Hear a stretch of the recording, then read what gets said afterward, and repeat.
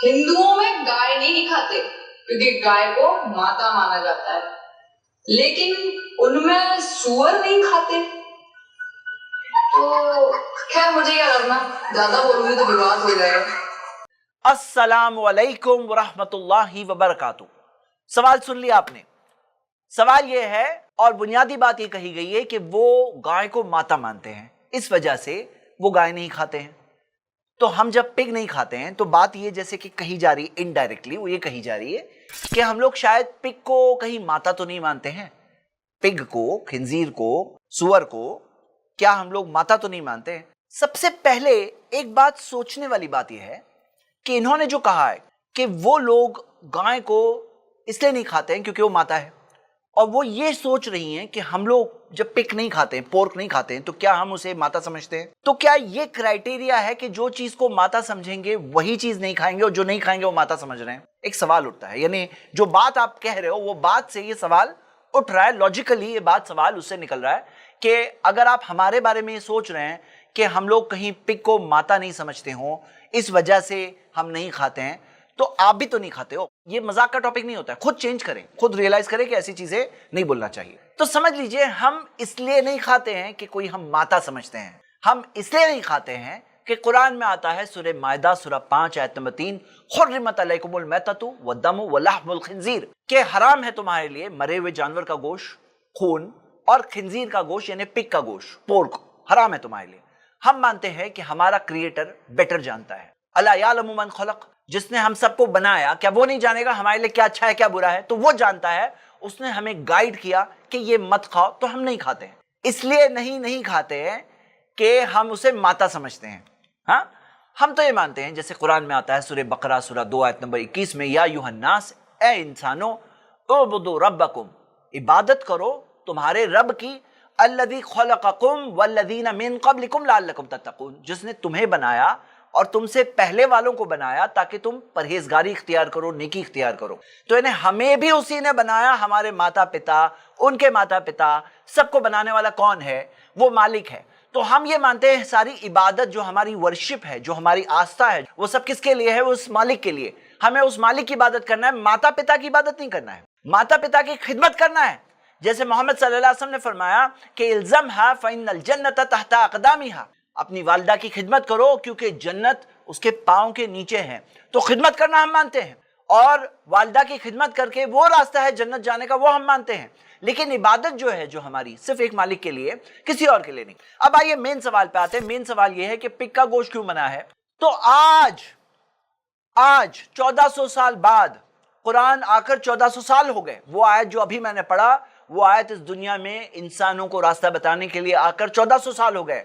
आज जाकर modern researchers इस बात को समझ रहे हैं। मिसाल के तौर पे डॉक्टर गॉर्डन टेस्लर, उन्होंने अपनी किताब द जेनेसिस डाइट के अंदर 200 बीमारियों की लिस्ट दी है, 200 बीमारियां, और 18 अलग अलग वर्म्स जो होते हैं पोर्क खाने से। पोर्क खाने से कितने? 18 अलग अलग वर्म्स, 200 अलग अलग बीमारियां। और वो 18 वर्म्स में कई सारे डेंजरस वर्म्स है। टेप वर्म के बारे में हम देखते हैं कि कई मीटर्स लंबा भी हो जाता है जब वो ग्रो होता है, और कई मीटर्स लंबा भी होकर के बहुत डेडली भी साबित हो सकता है, किसी की जान भी जा सकती है। और बहुत सारी बीमारियों से कई सारे उसके लीथल रिजल्ट्स होते हैं।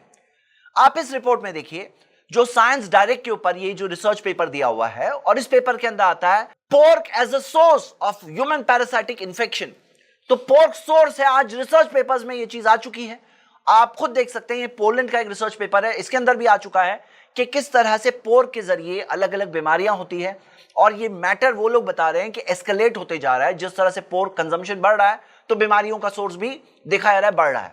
बल्कि आप देखोगे कि खुद कई सारे आउटब्रेक्स अमेरिका में 1998 से लेकर 2015 की रिपोर्ट है कि कई सारे जो आउटब्रेक्स है, बीमारियों के आउटब्रेक्स, वो पोर्क पर ब्लेम किए गए हैं कि पोर्क खाने की वजह से अमेरिका के अंदर ये सारे बीमारियों के आउटब्रेक्स हुए थे, जो पीएमसी के इस रिसर्च पेपर पे आप देख सकते हैं। और कई सारे ऐसे रिसर्च पेपर्स हैं जिनसे बात साबित हो चुकी है। यानी आज अभी ऐसी चीज नहीं है जो बस कुछ लोग बोल रहे हैं, ये मेन स्ट्रीम में साबित हो चुका है कि पोर्क के जरिए कई सारी बीमारियां होती, पैरासाइटिक इन्फेक्शन होते हैं। और आप देख सकते हो कि कई सारे जूनोटिक डिजीजेस होती है, जैसे कि पीएमसी के हेल्थ लाइन की इस वेबसाइट पर आप देख सकते हो कि ये डिजीजेस हो रही है किस वजह से? पोर्क की वजह से।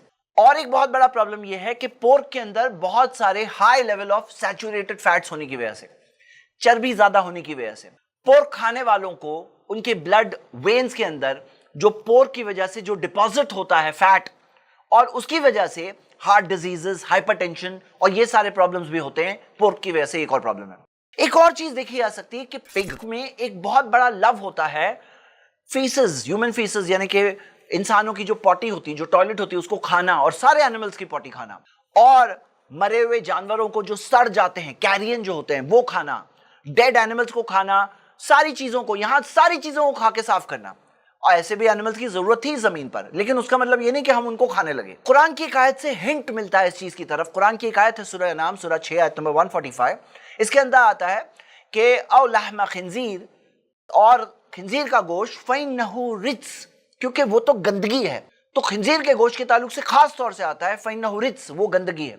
तो ये जो गंदगी का एक क्लू हमें वहां से मिला, और वो लाइन से जब चेक करते हैं तो बहुत सारी गंदगी की वजह से, बल्कि बहुत सारी जो डिजीजेस आ रही है वो उसके इस गलत गंदी हैबिट की वजह से कि किस तरह से वो फिल्थ खाता है, टॉयलेट खाता है। और आपको मैं एक बात बता दूं कि जो एनिमल्स हलाल भी होते हैं ना, जो एनिमल्स हलाल होते हैं इस्लाम के अंदर, जो खाना जायज है, वैसे एनिमल भी अगर गंदगी, गलाजत, टॉयलेट वगैरह खा ले तो वैसे एनिमल को भी खाना हलाल नहीं है, जब तक कि उनको अलग ना रखा जाए, जब तक वो पाक ना हो जाए, प्यूरिफाई ना हो जाए। जैसा कि आप इस हदीस में देख सकते हैं, ऐसे एनिमल्स को जल्लाला एनिमल कहते हैं, इनको खाना भी जायज नहीं। ये मैं सिर्फ इसलिए बता रहा हूं क्योंकि इस्लाम के अंदर ये गंदगी, ये ऐसी चीजें हमारे कंजम्पशन में अंदर नहीं जानी चाहिए, इसका खास ख्याल रखा गया है।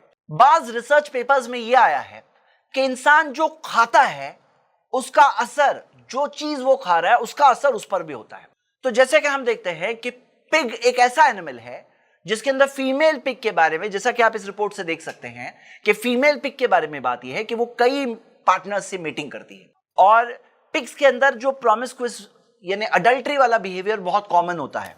हम देखते हैं कि जो वेस्टर्न कंट्रीज में जो पिग खाया जाता है वहां पे भी इसी टाइप का बिहेवियर ह्यूमन सोसाइटीज में देखा जा रहा है कि इंसानी सोसाइटीज में ये टाइप का बिहेवियर, अडल्ट्री वाला बिहेवियर, शादी के बगैर रिलेशंस के अंदर रहना और आउटसाइड मैरिज, बच्चे पैदा करना, ये सारी चीजें उनमें मिल रही है। क्या ये चीज कनेक्ट हो रही है? क्या ये पॉइंट है? तो हम सबको सोचना चाहिए कि पिग के कई सारे नुकसान हैं, और ये तो कुछ चीजें हमें आज पता चली है, जो 200 बीमारियां, 18 वर्म्स और XYZ, जो कई सारी चीजें आज पता चली है। हो सकता है उसमें और भी बहुत सारी चीजें हैं, लेकिन एक इंसान अगर सोचे कि हमारा क्रिएटर जानता है हमारे लिए क्या सही है, हमारे लिए क्या बुरा है, और हम उस पर ट्रस्ट करें, उसके बारे में मालूमात हासिल करें। अगर आप जानते नहीं हो कि कुरान अल्लाह की किताब है, इसके कई सारे प्रूफ्स आप खुद देख सकते हो। एक बार आपके सामने वो बात क्लियर हो गई तो आपको ये बात भी समझ में आ जाएगी कि पोर्क क्यों नहीं खाना है, क्योंकि आपका भरोसा किसी पे तो होगा। आप किस पे भरोसा कर रहे हो? अपने क्रिएटर पे भरोसा नहीं करोगे तो और किस पे करोगे? उम्मीद करता हूं कि सवाल का जवाब आपको मिला होगा। शुक्रिया। अस्सलाम वालेकुम।